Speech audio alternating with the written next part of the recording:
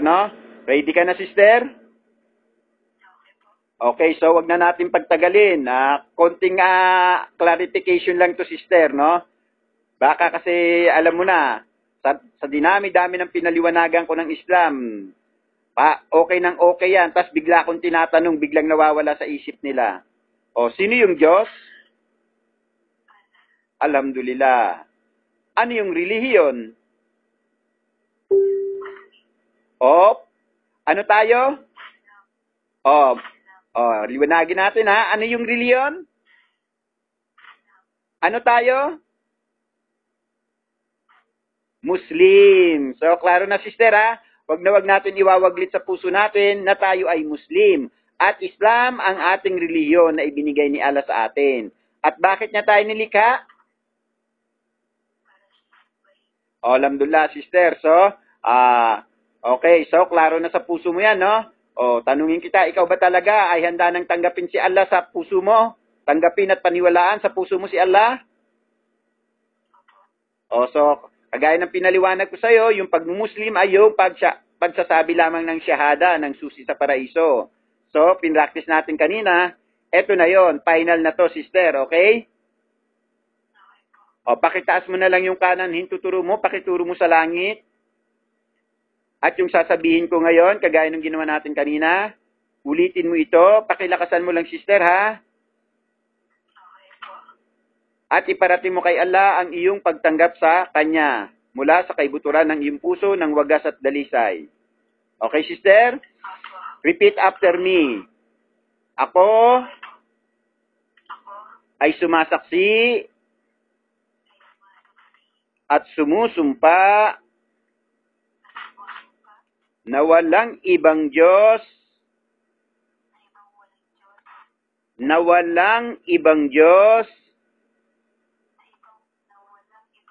Yon, na wala. Okay, sister? Walang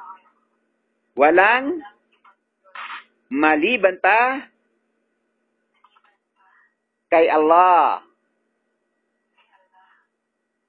na dapat kong sambahin.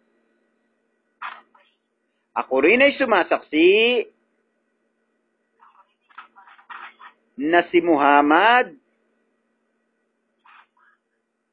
ay isa lamang propeta, sugo, alipin ni Allah. Ako rin ay sumasaksi na si Jesus, anak ni Maria, ay isa lamang propeta, sugo, alipin ni Allah. Ashhadu an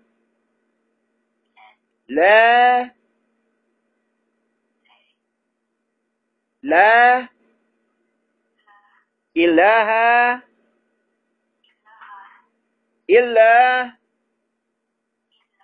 Allah wa ashhadu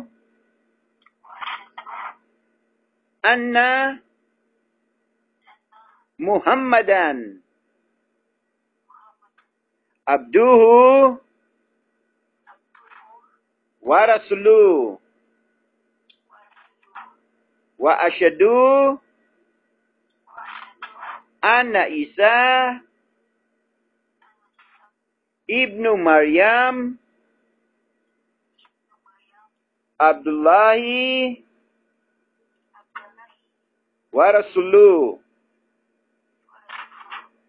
wa ashhadu anna Isa ibnu Maryam Abdullahi wa rasuluhu. Allahu Akbar. Allahu Akbar. Congratulations, sister, no?